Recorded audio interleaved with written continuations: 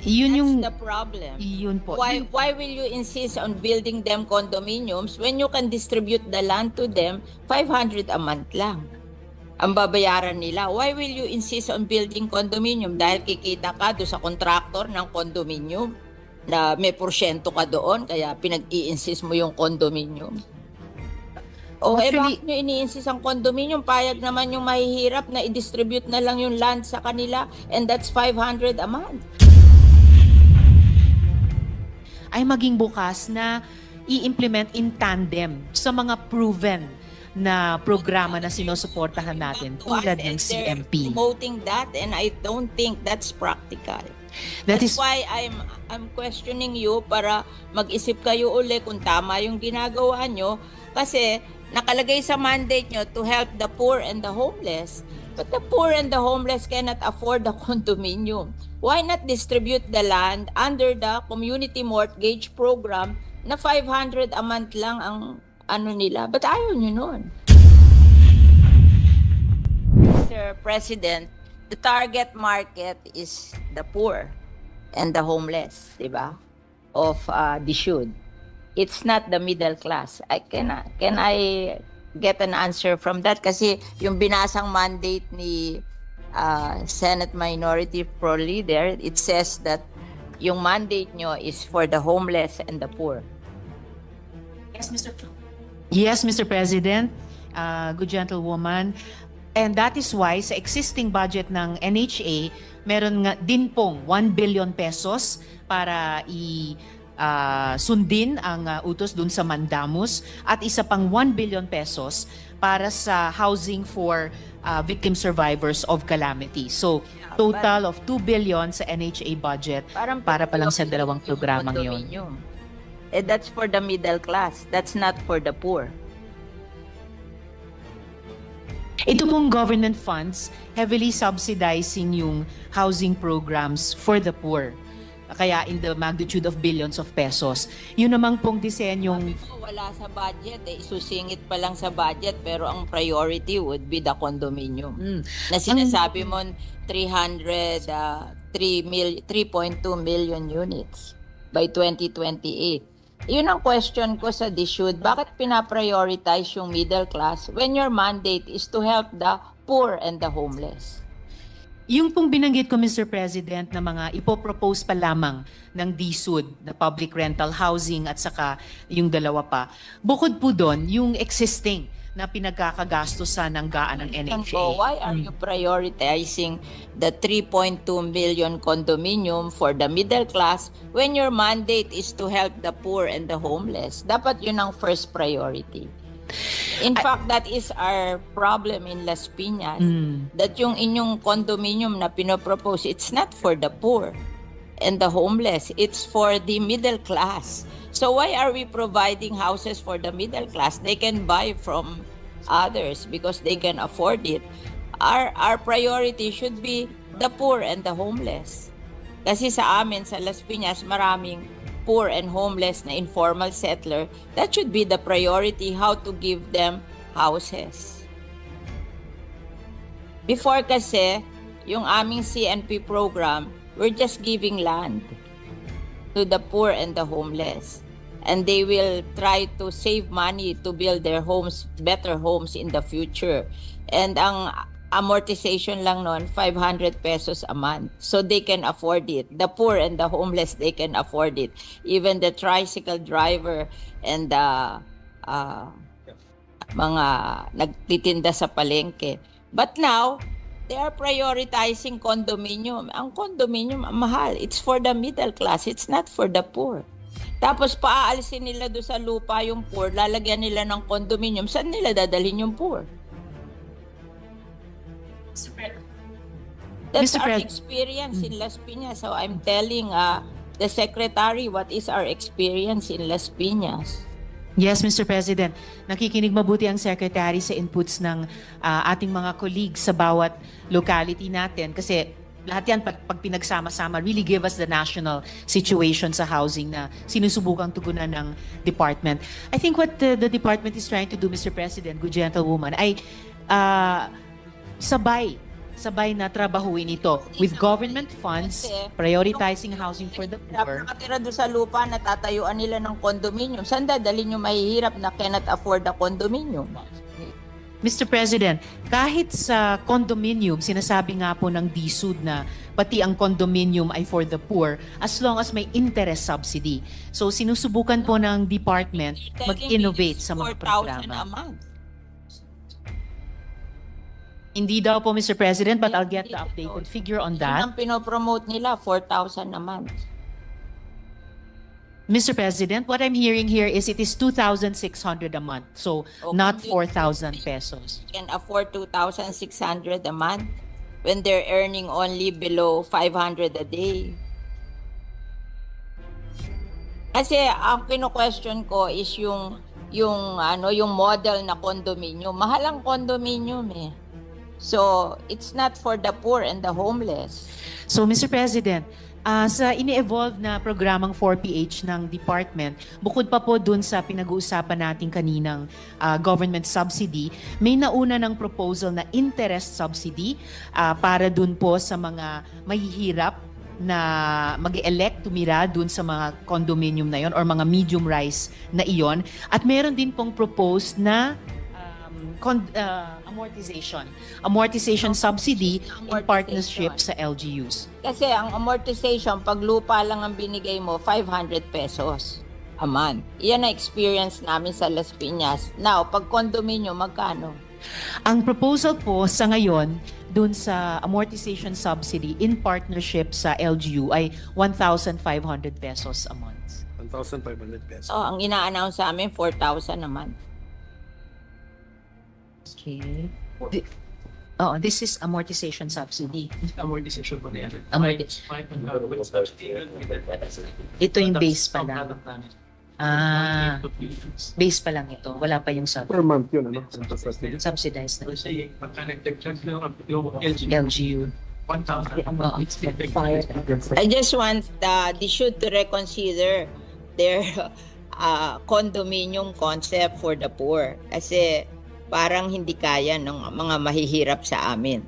Paalisin sila doon sa lupa na tinitirhan nila, tatayuan ng condominium, hindi naman nila kaya yung condominium, where will they go? Tama. Hindi sila beneficiary. That is what will happen. Oh. Whereas if yung lupa dinivide sa kanila, 500 a month lang. Oh, mas safe yun. Bakit tatayuan ng condo? Mr. President, ang sinasabi po ng Secretary ay kahit dun sa mga lupa na sa ngayon tinitirhan ng mga informal settlers, kung dun din magtatayo ng mga halimbawa medium-rise condominium, sila rin mismo ang titira doon. So it's in Hindi nga nila obedience pa rin. ma-afford eh. That's where this comes in, Mr. President, na Afford eh. yun yung That's the problem. yun po. Why will you insist on building them condominiums when you can distribute the land to them 500 a month lang? Ang babayaran nila. Why will you insist on building condominium? Dahil kikita ka doon sa contractor ng condominium na may porsyento ka doon kaya pinag-i-insist mo yung condominium. O Actually, bakit nyo ini-insist ang condominium? Payag naman yung mahihirap na i-distribute na lang yung land sa kanila and that's 500 a month.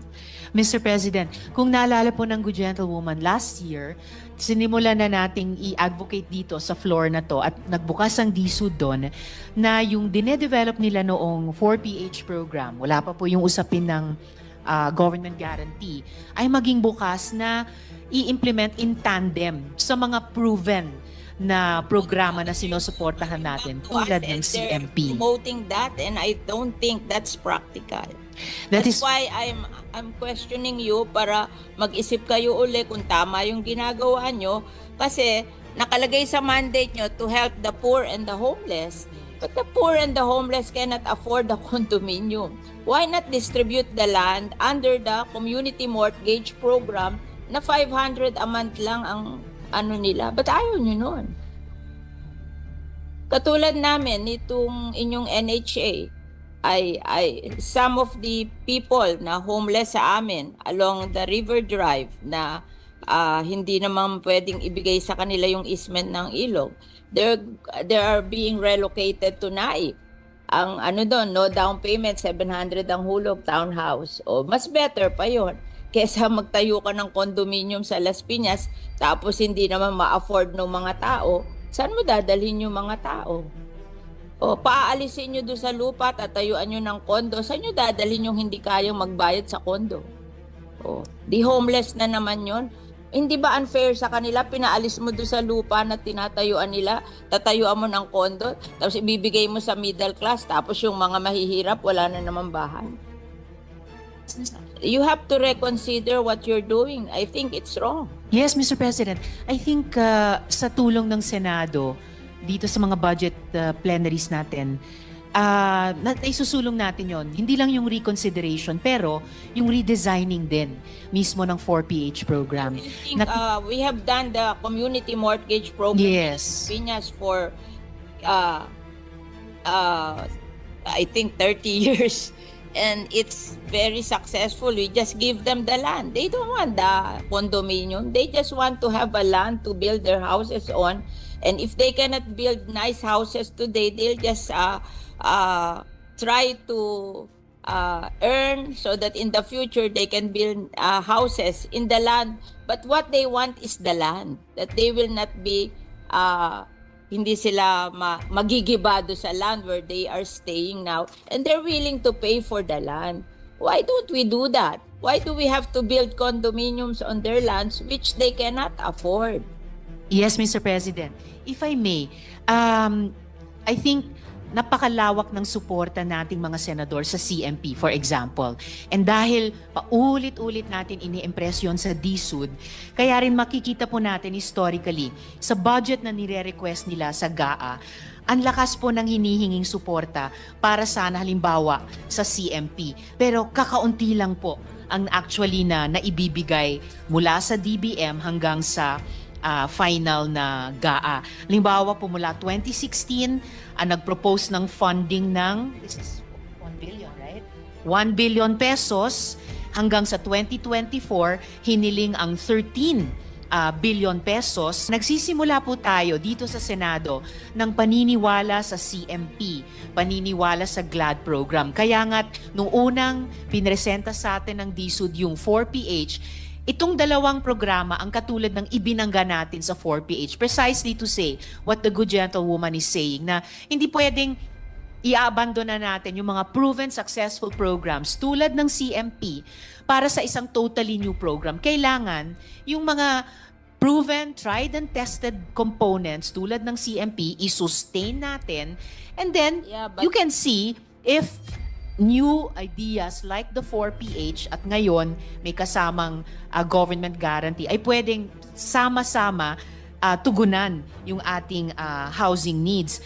Ganon din po ang nagiging karanasan historically. If we have land there, Ano po? and they can buy the land and distribute it to the poor, why will we have to build condominium which they cannot afford? Just Opo. give them the land. So it is actually up to us also now, Mr. President, kahit dun sa particular na programang sinusuportahan natin ng CMP. Nag-propose po itong representasyon ng 500 million pesos para sa CMP, pati po sa unprogrammed funds natin sa 2025.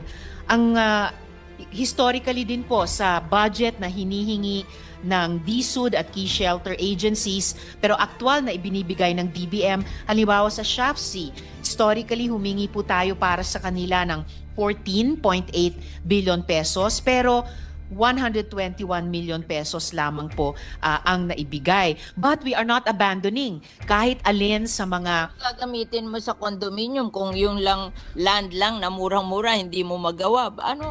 Anong model yun sa condominium? yes. You will say that it will be financed by the private sector. Yes, Madam Hindi Mr. naman gagamitin President. din ng government yan. Di parang government din ang gumasta dyan.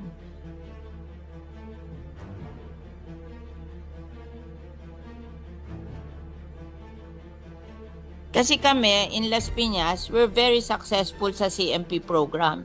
The poor can afford that. Why are we abandoning it at gusto natin tayuan ng condominium when it's more affordable for the poor? Yes, Mr. Mr. President, if I may make a few more points of record para lang makompleto din itong discussion namin ng good gentlewoman. Ang priority po ng DSUD kasi hindi yung lupa lang. Gusto ng Secretary ay pag bumili ng lupa, magtatayo din po ng bahay in various forms. Yung forms na gusto natin sa CMP, sa GLAD program ng SHAFC, and ang tinetest natin ay kung pwedeng i-complement yan nitong 4PH na may government guarantee. Condominium kung kanila. Kaso kukunin nila yung lupa ng mga informal settler. Tatayuan nila ng condominium. Where will the informal settler go? Pero They cannot afford the condominium. Paaalisin nila doon. Saan nila dadalhin? Hindi po pa. Ganun na ang pinopromote sa amin eh. This is on the ground. Kaya ako nagsasalita, I'm hearing it in the ground.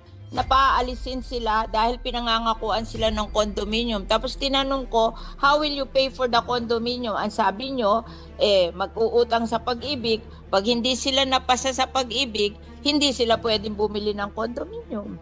O where will they go? Mr.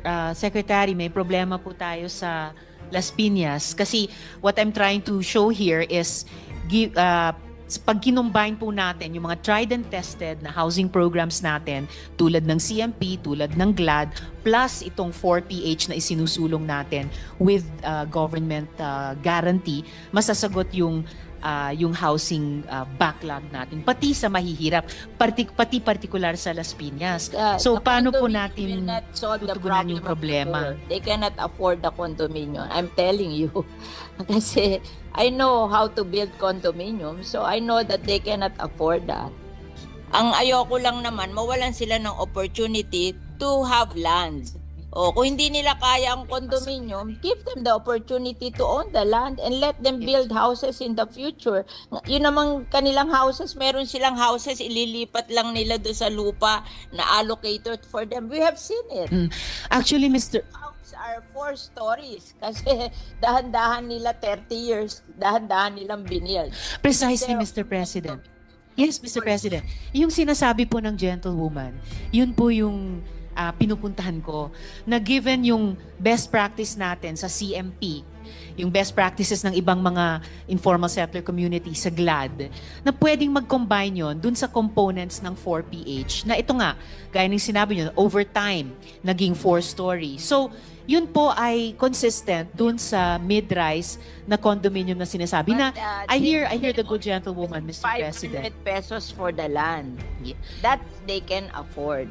O later on, magsisave sila. Pag lumaki ang anak nila, nakakasave sila, then slowly they build their homes there on the land. But ang sinasabi ko, don't deprive them of the land because you want to build condominium. Yes, Mr. President. For the condominium. Opo, gaya ng nabanggit ko po kanina sa good gentlewoman, ang konsepto po ng department sa 4PH and with government guarantee ay yung mismong informal settlers na nandun sa isang lupa. Sila ko qualify eh. Kasi wala silang income na gano'n that can afford to pay for the amortization of the condominium. Let's be practical. They cannot afford that. Mga ano lang yan eh, tricycle driver. Mga nagtitinda sa palengke. Hindi naman everyday continuous ang income nila. Wala naman magsa-certify sa income nila, napapasa sa Pag-ibig. Alam kung mag-process sa Pag-ibig, there should be a certification of your income. Who will certify for the tricycle driver and the nagtitinda sa palengke? Mr. President. Kami rin, nagpo-process kami sa Pag-ibig. Kami nga, nagda-down pa sa amin ng ang laki-laki, bumabagsak pa rin sa Pag-ibig. Nire-refund namin yung down payment kasi they cannot qualify. Mr. President, kahit sa 4PH na may government guarantee, may nakikitang importanteng papel ang Pag-ibig. But to get back to the important concern ng good gentlewoman, meron na po tayong proof of concept with informal settlers sa Bacolod. Tama po? Sa Bacolod. So, I hear what the good gentlewoman is saying, yung problema sa Las Piñas. When there are no homeless or poor people there. Here in Las Piñas, they will remove the homeless and the poor people to build the condominium. Where will the poor and the homeless go? Yung mandate nyo is for the homeless and the poor. Yes, Mr. President, good gentlewoman. And that is why sa existing budget ng NHA, meron nga din pong 1 billion pesos para sundin ang utos dun sa Mandamus at isa pang 1 billion pesos para sa housing for victim survivors of calamity. So, Yeah, total of 2 billion sa NHA budget para pa lang sa dalawang yung programang yon. condominium. Eh, that's for the middle class. That's not for the poor. Ito pong government funds heavily subsidizing yung housing programs for the poor. Kaya in the magnitude of billions of pesos. Yun namang pong disenyong Sabi mo, wala sa budget. Isusingit pa lang sa budget pero ang priority would be the condominium. Na sinasabi mo 3.2 million units by 2028. Yun ang question ko sa DSUD. Bakit pinaprioritize yung middle class when your mandate is to help the poor and the homeless? yung pong binanggit ko, Mr. President, na mga ipopropose pa lamang ng DSUD na public rental housing at saka yung dalawa pa. Bukod po doon, yung existing na pinagkakagastusan ng gaan ng NHA. So why are you prioritizing the 3.2 million condominium for the middle class when your mandate is to help the poor and the homeless? Dapat yun ang first priority. In fact, that is our problem in Las Piñas. That yung inyong condominium na pinopropose, it's not for the poor and the homeless. It's for the middle class. So why are we providing houses for the middle class? They can buy from others because they can afford it. Our priority should be the poor and the homeless. Kasi sa amin, sa Las Piñas, maraming poor and homeless na informal settler. That should be the priority, how to give them houses. Before kasi, yung aming CNP program, we're just giving land to the poor and the homeless. And they will try to save money to build their homes, better homes in the future. And ang amortization lang nun, 500 pesos a month. So they can afford it. The poor and the homeless, they can afford it. Even the tricycle driver and the mga nagtitinda sa palengke. But now, they are prioritizing condominium. Ang condominium, mahal. It's for the middle class. It's not for the poor. Tapos paaalisin nila doon sa lupa yung poor, lalagyan nila ng condominium. Saan nila dadalhin yung poor? That's Mr. our Pres- experience in Las Piñas. So I'm telling the secretary what is our experience in Las Piñas. Yes, Mr. President. Nakikinig mabuti ang Secretary sa inputs ng ating mga colleagues sa bawat locality natin kasi lahat yan pag pinagsama-sama really give us the national situation sa housing na sinusubukang tugunan ng department. I think what the department is trying to do, Mr. President, good gentlewoman, ay sabay na trabahuin ito with government funds, prioritizing housing for the poor. Nakatira doon sa lupa na tatayuan nila ng condominium. Saan dadalhin yung mahihirap na cannot afford the condominium? Mr. President, kahit sa condominium, sinasabi nga po ng DSUD na pati ang condominium ay for the poor as long as may interest subsidy. So sinusubukan po ng department mag-innovate sa mga 4,000 programa. a month. Hindi daw po, Mr. President, but I'll get the updated figure on Yun that. ang pinopromote nila, 4,000 a month. Mr. President, what I'm hearing here is it is 2,600 a month. So not 4,000 pesos. Can afford 2,600 a month when they're earning only below 500 a day. Kasi ang kino-question ko is yung model na condominium. Mahal ang condominium eh. So, it's not for the poor and the homeless. So, Mr. President, sa ini-evolve na programang 4PH ng department, bukod pa po dun sa pinag-uusapan natin kaninang government subsidy, may nauna ng proposal na interest subsidy para dun po sa mga mahihirap na mag-elect tumira dun sa mga condominium na yon or mga medium rise na iyon. At meron din pong proposed na amortization subsidy in partnership sa LGUs. Kasi ang amortization, pag lupa lang ang binigay mo, 500 pesos a month. Iyan ang experience namin sa Las Piñas. Now, pag condominium, magkano? Ang proposal po sa ngayon dun sa amortization subsidy in partnership sa LGU ay 1,500 pesos a month. 1,500 pesos. So, ang ina-announce sa amin, 4,000 naman. Okay. This is amortization subsidy. Amortization po na yan. Ito yung base pa lang. Base pa lang ito. Wala pa yung Per month yun, ano? subsidized na. Kasi pagka nag-check na yung LG, LGU. 1,000. I just want the should to reconsider their condominium concept for the poor. Kasi parang hindi kaya ng mga mahihirap sa amin. Paalisin sila doon sa lupa na tinitirhan nila, tatayuan ng condominium, hindi naman nila kaya yung condominium, where will they go? Tama. Hindi sila beneficiary.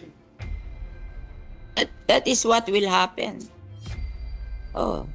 Whereas if yung lupa dinivide sa kanila 500 a month lang. Oh, mas safe 'yon. Bakit tatayuan ng kondo?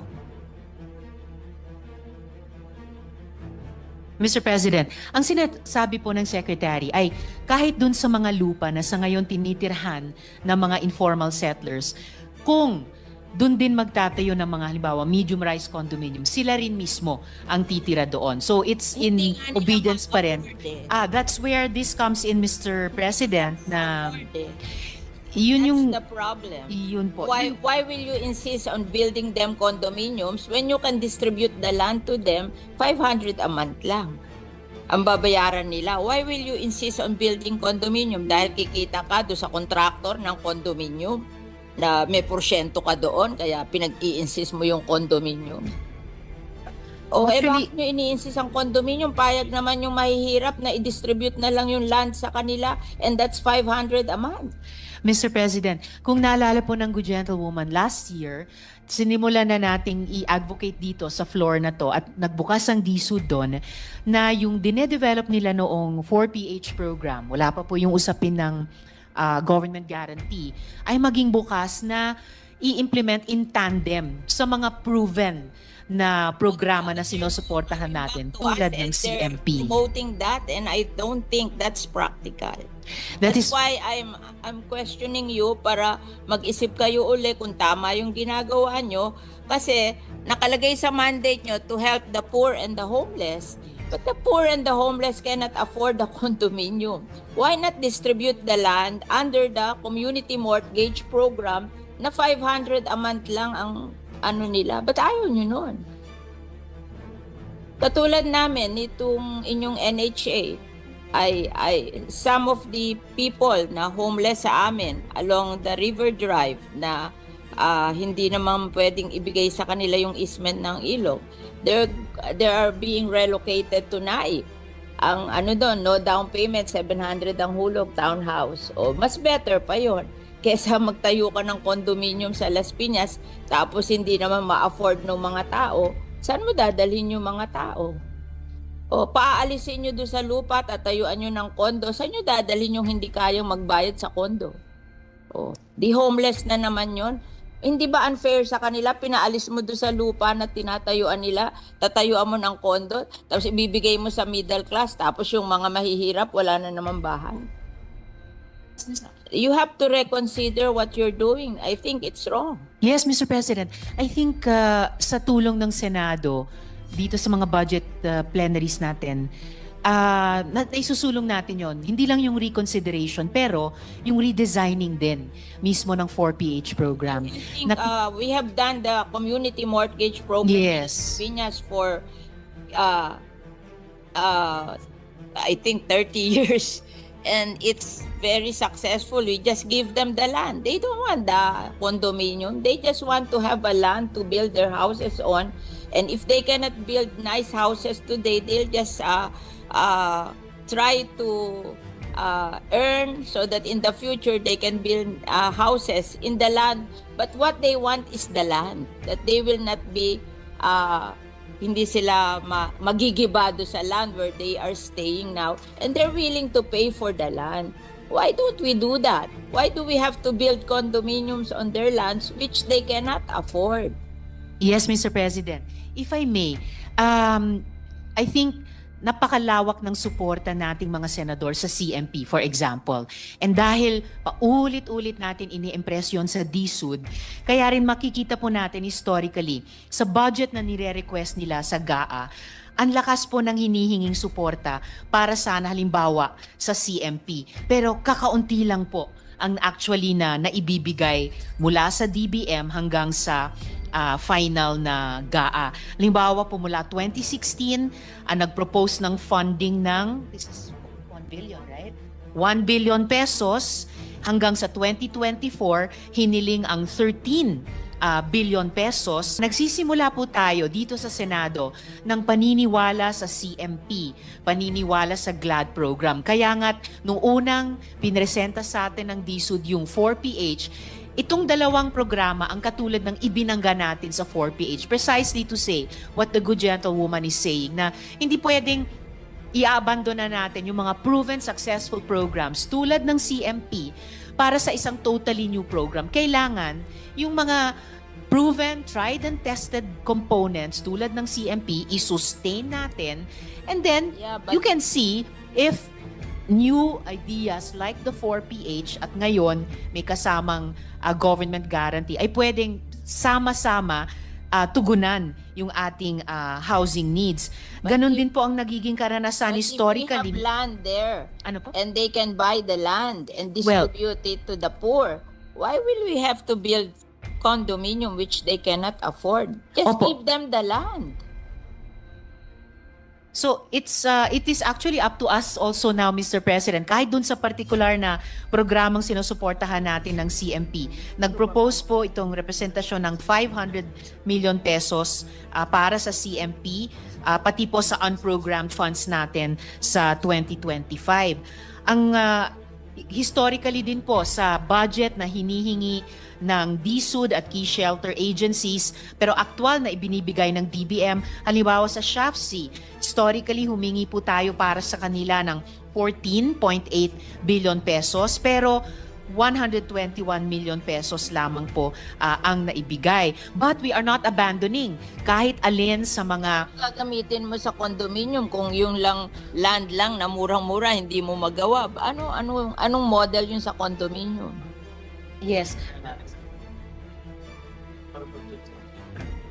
You will say that it will be financed by the private sector. Yes, Madam Mr. Mr. President. Din ng government yan. Di parang government din ang gumasta dyan.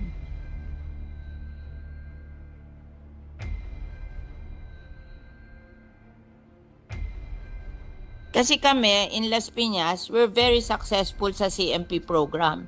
The poor can afford that. Why are we abandoning it at gusto natin tayuan ng condominium when it's more affordable for the poor? Yes, Mr. President, if I may make a few more points of record para lang makompleto din itong discussion namin ng good gentlewoman. Ang priority po ng DSUD kasi hindi yung lupa lang. Gusto ng Secretary ay pag bumili ng lupa, magtatayo din po ng bahay in various forms. Yung forms na gusto natin sa CMP, sa GLAD program ng SHAFC, and ang tinetest natin ay kung pwedeng i-complement yan nitong 4PH na may government guarantee. Condominium kung kanila. Kaso kukunin nila yung lupa ng mga informal settler. Tatayuan nila ng condominium. Where will the informal settler go? Pero They cannot afford the condominium. Paaalisin nila doon. Saan nila dadalhin? Hindi po pa. Ganun na ang pinopromote sa amin eh. This is on the ground. Kaya ako nagsasalita, I'm hearing it in the ground. Napaalisin sila dahil pinangangakuan sila ng condominium. Tapos tinanong ko, how will you pay for the condominium? Ang sabi nyo, mag-uutang sa Pag-ibig. Pag hindi sila napasa sa Pag-ibig, hindi sila pwedeng bumili ng condominium. O where will they go? Mr.